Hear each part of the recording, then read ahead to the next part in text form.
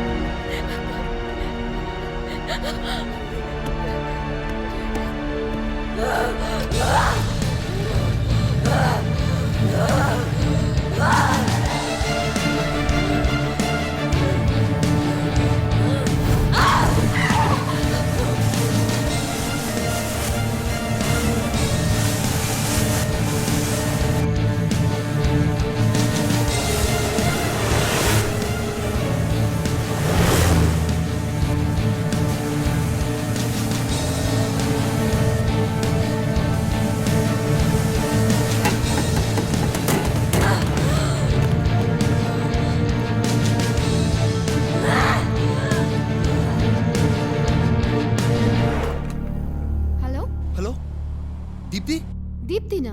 ఇంకా రాలేదా? లేదు, తొందరగా పిలవండి. ఇందాకే చెప్పానండి. 1 మినిట్ చూసొస్తాను.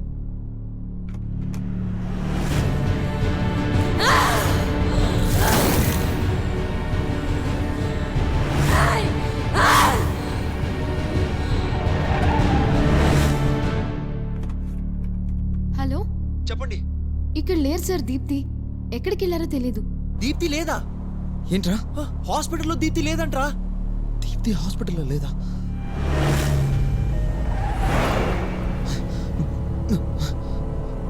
రే కార్తీక్, ఏమైందిరా?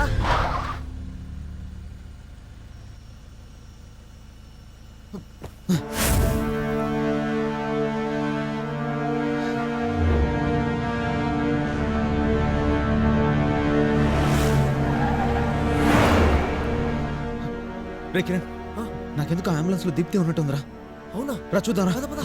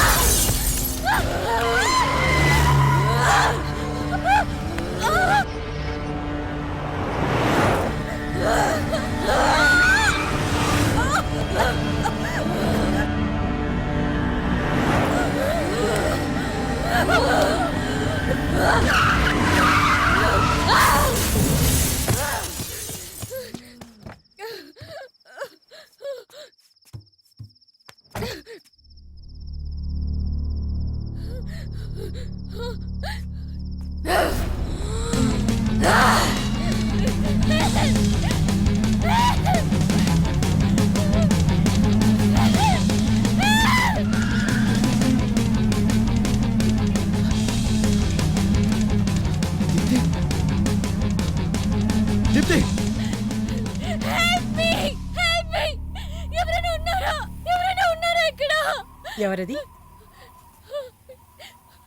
మదర్ మదర్ ప్లీజ్ నన్ను కాపాడండి. ఎవరమ్మా చంపడానికి నువ్వు? వస్తోంది. ఏమైంది నీకు? ఎందుకింత భయపడుతున్నావు? మా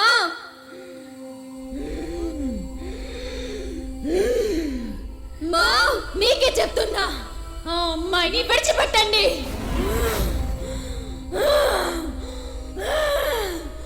మా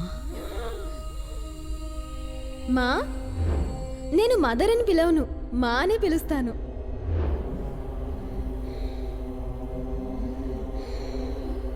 మ్యాగీ,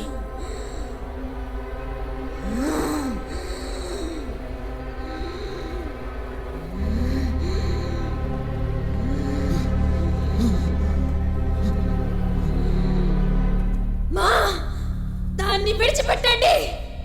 ఏమైంది నీకు? ఎందుకు ఈ అమ్మాయిని తరుముతున్నావు? దాన్ని చంపడానికి.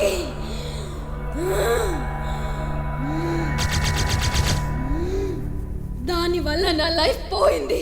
నేను కన్న కలలన్నీ ఒక్కసారిగా నాశనం అయిపోయాయి.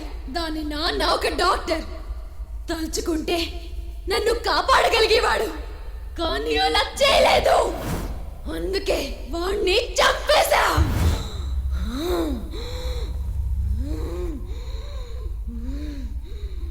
మ్యాగీ, నువ్వు చేసింది పెద్ద తప్పు. పొరపాటు చేస్తే క్షమించచ్చుమా, కానీ వాళ్ళు చేసింది పాపం. పాపానికి వేతనం మరణమని బైబిల్లోనే ఉంది కదా. నేను చేసింది అదేగా. అది చేయడానికి నువ్వెవరు? చావు పుట్టుకలు దైవ నిర్ణయం. మనం కేవలం నిమిత్త మాత్రులమే. ఆ ప్రభు పాదాలపై పడి ఎందుకు నీ జీవితం ఇలా అయిపోయిందని అడుగు. అప్పుడు నీకు సమాధానం దొరుకుతుంది. లేదుమా, చిన్నప్పటి నుంచి మీరు చెప్పిందే నాకు వేదం. నిస్వార్థంగా ఆ దేవుడికి సేవ చేశాను, నిజాయితీగానే బ్రతికాను. అయినా నాకు జరిగింది అన్యాయం. అదే తలరాత. అందరూ తల వంచాల్సిందే. పూర్వజన్మలో మనం చేసిన పాప పుణ్యాల ఫలితాలే ఈ జన్మలో మన పుట్టుక, మన బ్రతుకు, చావులు నిర్ణయిస్తాయి. నువ్వు అనాథగా పుట్టేవే కానీ అనాథగా పెరగలేదు. నీ సేవను చూసి ఈ అనాథ బ్రతుకు నుంచి విముక్తిని కలిగించాడు. తప్పు చేసిన వాళ్ళకి శిక్ష తప్పదు. మళ్ళీ నువ్వు తప్పు చేసి ఆ దేవుడు ఆగ్రహానికి గురి కాకు. ఒకటి గుర్తుపెట్టుకో, ఆ దేవుడు కూడా మనిషిగా పుట్టి ఎన్నో కష్టాలు, ఎన్నో బాధలు అనుభవించాడు. లేదుమా, మీరెన్ని చెప్పినా నేను దాన్ని వదలను. తప్పుకోండి.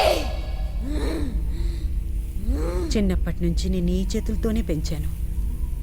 ఆ హక్కుతోనే చేతులు చాచి అడుగుతున్నాను.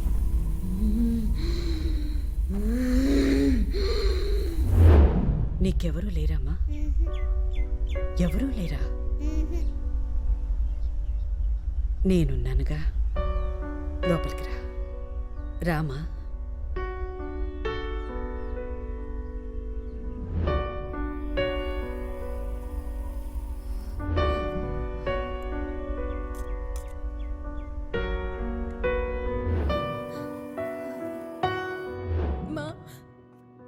మీరు ట్రాన్స్ఫర్ అయి వెళ్ళిపోతే నాకిక్కడ ఎవరున్నారు మా?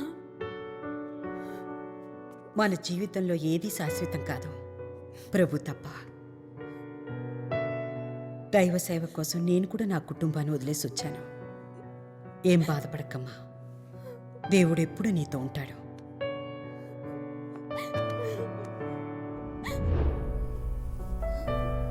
ఈ అమ్మ మాట విను.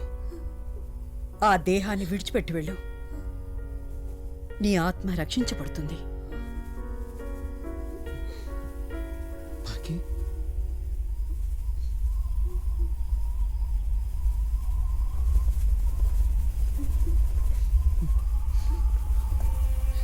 నా లైఫ్లోకి వచ్చిన తర్వాత నేనే నీకు అన్నీ అవ్వాలి అనుకున్నాను. కానీ నాకు తెలుసో తెలియకో నీ చావు కూడా నేనే కారణమయ్యాను. నిజానికి చావాల్సింది నేను. తను విడిచిపెట్టే. తను కూడా నీలాంటిదే మ్యాగీ. ప్రేమించడం తప్ప వేరే ఏం తెలియదు. నీ చావు వెనుకున్న నిజం తెలిసిన తర్వాత తట్టుకోలేకపోతున్నా. ఆ రోజు ఒక రెండు క్షణాలు నేను ఉండుంటే నా మాకి నేను కాపాడుకుంటుండేవాడిని. తప్పు చేశాననే బాధ నుండి ఎలా బయటపడాలో అర్థం కావడం లేదు. ఇప్పుడు తెలిసి దీప్తి చావు కారణమయ్యే ఆసక్తి నాకు లేదు. నీ చేతుల్లో అయితే ఆ దేవుడు కొంత అయినా క్షమిస్తాడేమో. నన్ను చంపే మ్యాగీ, నన్ను చంపే.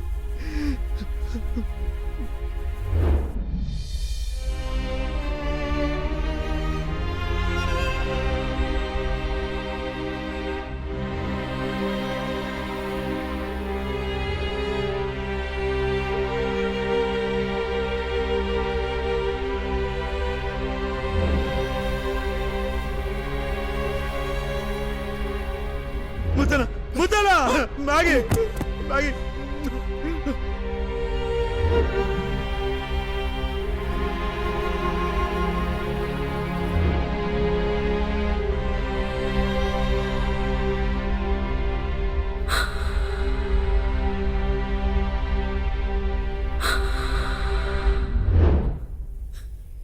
లేదు కార్తీక్, నేనెప్పుడు నీ సంతోషమే కోరుకుంటాను.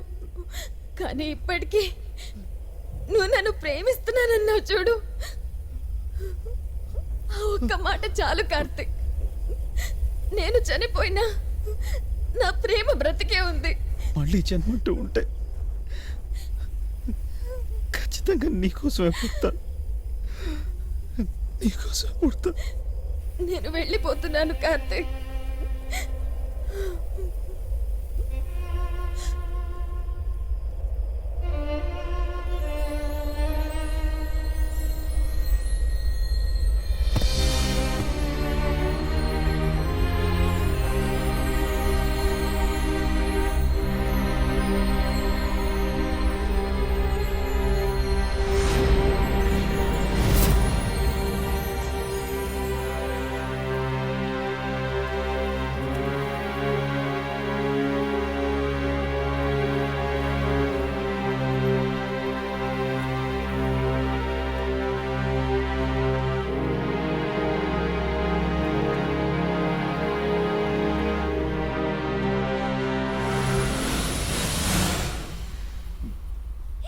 దీప్తి రే కార్తీక్, టైం అవుతుందిరా.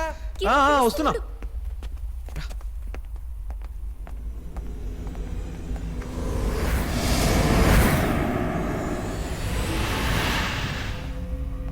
లగేజ్ మొత్తం ప్యాక్ అయిపోయిందిరా. రా వస్తున్నా.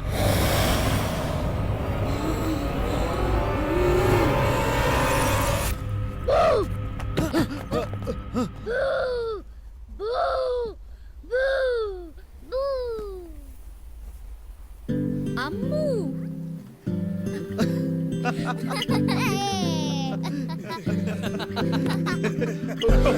Hey, అమ్మో. Oh, come on, come on. Super. Muthanna బాబు, అమ్ముని మాతో పాటు తీసుకెళ్ళి అక్కడ ట్రీట్మెంట్ ఇప్పిస్తాం. అలాగే బాబు, మీ ఇష్టం. ఖచ్చితంగా తనకు నయం అవుతుంది.